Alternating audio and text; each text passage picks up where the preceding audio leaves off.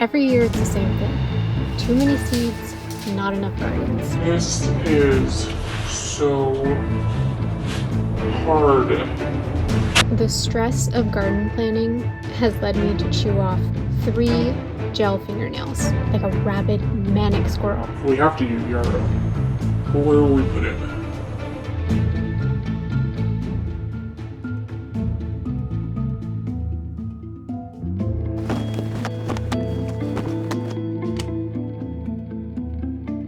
Will I hit rock bottom? Have I hit rock bottom?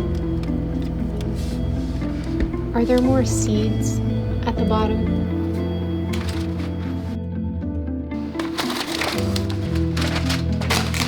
What am I even asking? All right, so welcome to my kitchen floor and welcome to episode 2 of Hot Garden Winter, where essentially I'm just sharing with you how I am planning and organizing for my garden this summer.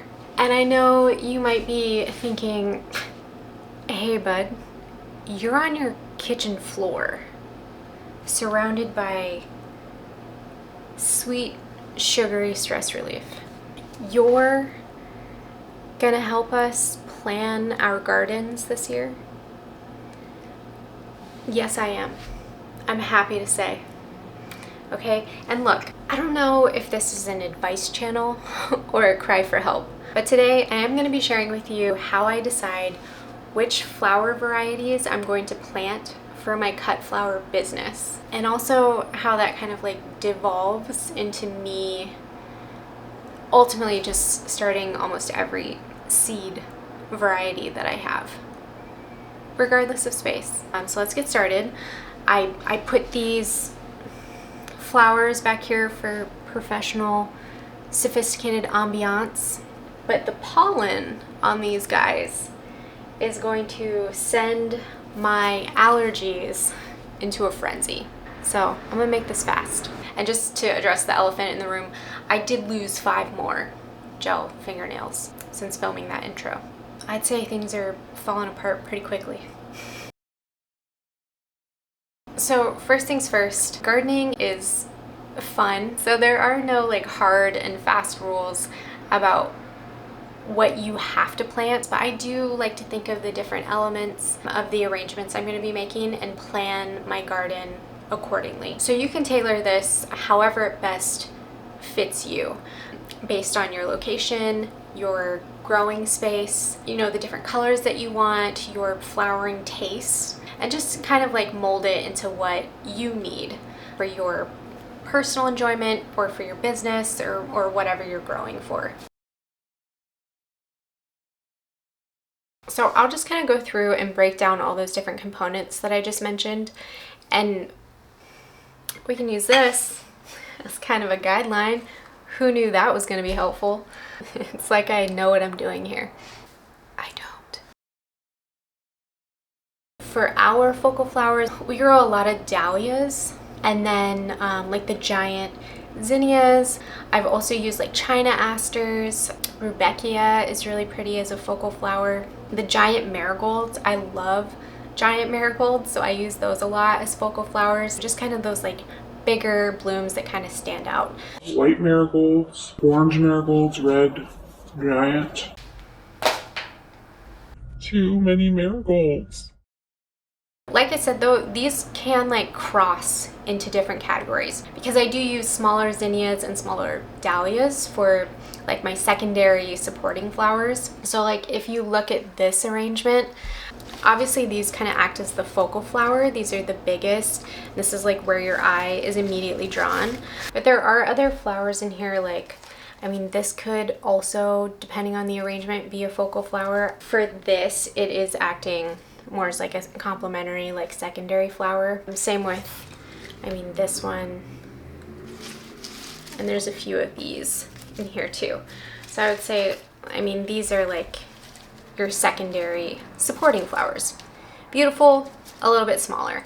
So in our garden, some other secondary flowers that we like to grow a lot: the asters, the rudbeckia, freesia, lisianthus, yarrow, scabiosa, feverfew, bachelor buttons, sweet peas. These are all secondary flowers as well. And then we can go into like line pieces, which I really like because it adds like some structure. So things like, I mean, this is pretty straightforward. This creates a line. So things like stock and snapdragon, celosia, larkspur, foxglove, some clarkia, those all kind of create like that line element in an arrangement. Should we do celosia and astilbe? And then for like textural pieces and like the floaty flowers, I really like to use seed pods. I like gomphrena, celosia, bee balm, cosmos are very like bouncy and floaty. Globe thistle is really pretty. Love in a mist, salvia. Love in a mist with red and white, blue with green and white. There's not like a ton of textural pieces in this, which those are my favorite pieces to add. And then I think that it's important to grow some foliage, and I really like things like mint and oregano and basil, rosemary, lemon verbena, just because then when you bring them inside, they have a really good fragrance. Clematis can be really pretty because it's kind of a vine and then it has like little flowers. Same with like apple of Peru. That's really pretty also. It has like these nice purple lantern flowers.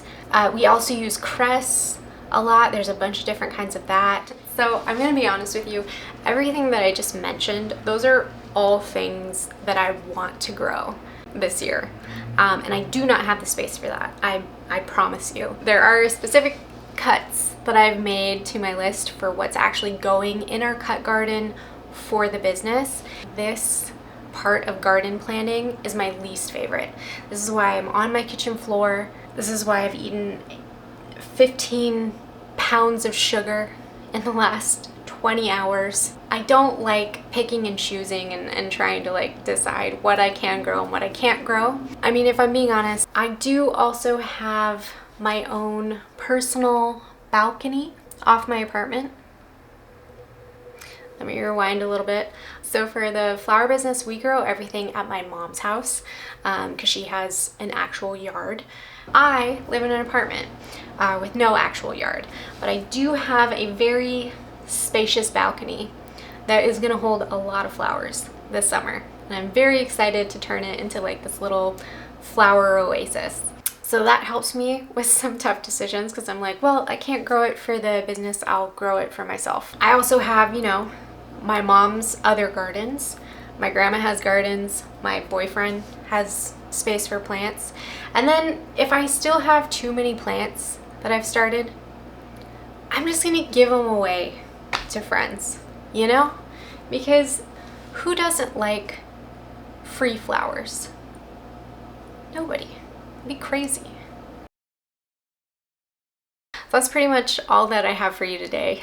You tell me in the comments down below, what are you growing? Do you also have a very difficult time making decisions? And does anybody else sit on their kitchen floor when they're stressed? Like, this is my safety space. It's nice and cool. It's probably gross that I've got snacks